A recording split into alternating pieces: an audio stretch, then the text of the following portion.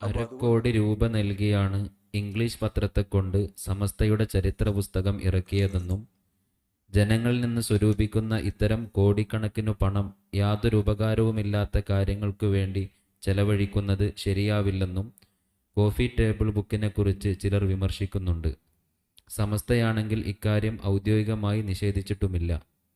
വൻകിട വ്യവസായികളും സമ്പന്നരും coffee order ചെയ്ത് കാത്തിരിക്കുമ്പോൾ മറിച്ചു നോക്കാൻ വേണ്ടി മാത്രമാണത്രേ ഈ ഇംഗ്ലീഷ് പുസ്തകം തയ്യാറാക്കിയത്.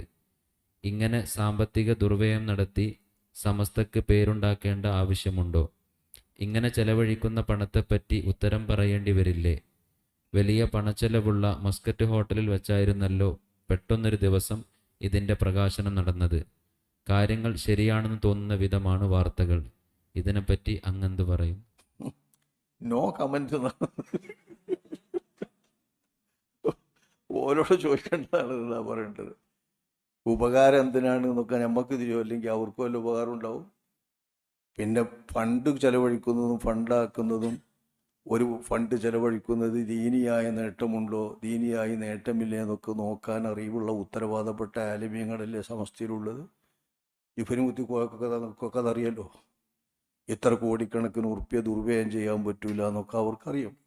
അപ്പോൾ അതുകൊണ്ട് തന്നെ അവരവരുടെ നിലയിൽ ഒരു ഒരു ഇംഗ്ലീഷ് പത്രമല്ലേ, എക്സ്പ്രസ് അല്ലേ, ഇത് അല്ലേ, എക്സ്പ്രസ് അല്ലേ അത് പുറത്തിറക്കിയത്? ഒരു എക്സ്പ്രസ് പത്രമാണ് അത് പുറത്തിറക്കുന്നത്.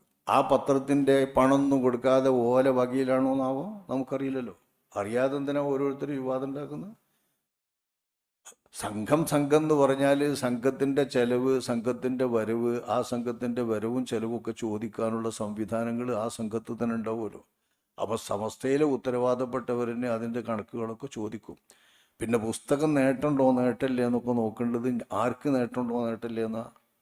ഇത് ചിത്രങ്ങളാണ് ഈ പുസ്തകം. നമുക്ക് അതിൻ്റെ വിവരണത്തിൽ നിന്ന് മനസ്സിലായി.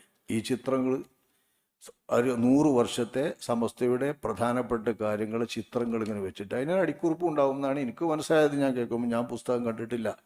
അത് അവിടുന്ന് തന്നെ. ഇത് എന്തായാലും കോഫി നമ്മൾ ഇന്നലെ കോഫി അല്ലല്ലോ. കോഫി എന്താ എൻ്റെ പേര്?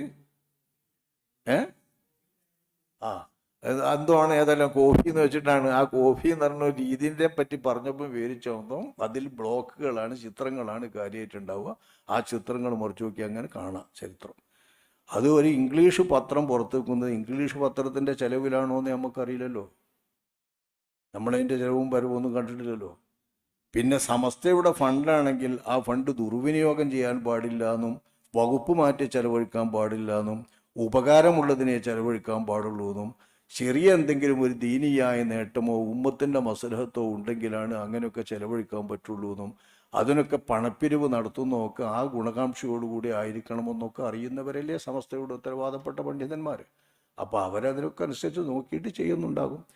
വേണ്ടാത്ത കണക്കിൽ ഇപ്പം തന്നെ നോക്കുക, സമസ്ത മദ്രസകളിൽ നിന്ന് തുടങ്ങി പിരിവ് ഒന്നായിട്ട് പിരിവാണ്. അപ്പം ആ പിരിവിനൊക്കെ എതിർന്ന് ഓരോരുത്തരും പറയുന്നുണ്ട് ലക്ഷങ്ങളാണ്, കോടികളാണ് കണക്കെടുത്തിയിട്ട് പലരും ഈ വാട്സാപ്പിൽ ഇങ്ങനെ വിവാദം നടക്കും. ഇതൊക്കെ ചൊറിച്ചിലുള്ളൊരു കൂട്ടരിങ്ങനെ നടത്തുന്നതാണ്. ഇത് ഈ പിരിക്കണോൽക്കും ആക്കണോൽക്കും അറിയാലോ എത്ര കോടി കിട്ടും, എത്ര ആക്കും, എന്തിനു ചെലവഴിക്കുമെന്ന്. അപ്പം അതൊക്കെ അറിയുന്നവർക്കിടയിൽ തന്നെ ചോദ്യങ്ങളും വിവരിക്കാനൊക്കെ ഇടണ്ടാവില്ലേ, ഫോറങ്ങളുണ്ടാവില്ലേ, അതിന് കണക്ക് വെക്കാനും ചെലവ് വെക്കാനും വരവ് വെക്കാനും ഒക്കെ അതിൻ്റെ ഫോറങ്ങളുണ്ടാകും. ആ ഫോറങ്ങളിൽ ഈ കണക്കൊക്കെ വെക്കുമ്പോൾ അവർ ചോദ്യം ചെയ്യുമല്ലോ. അവരൊക്കെ എല്ലാവരും ഒന്നിച്ച് ഓരോരുത്തരും ഭാര്യ കൂട്ടി തിന്നല്ലത് ചെലവഴിക്കല്ലേ. അപ്പോൾ ആ ചെലവഴിക്കേണ്ട ഒരു കണക്ക് അവർക്കുണ്ടാകും.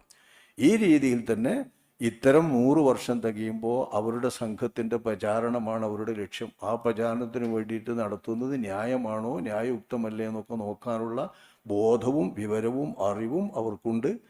സംഘത്തിൻ്റെ അകത്ത് അതൊക്കെ വേണ്ട വിധം ചോദ്യം ചെയ്യാനൊക്കെ വകുപ്പുണ്ട്.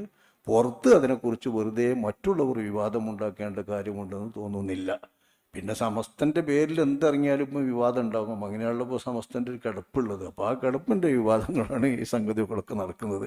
അപ്പോൾ ആ കൂട്ടത്തിൽ ഓര് നടത്തിക്കോളും ആ വിവാദങ്ങളും തർക്കങ്ങളൊക്കെ. നമ്മളതിലൊന്നും ഇറങ്ങേണ്ടതില്ല എന്നാണ് ഞങ്ങളുടെ അഭിപ്രായം. ഞങ്ങൾക്ക് ഏതായാലും പ്രധാനമായിട്ട് റോളൊന്നുമില്ല.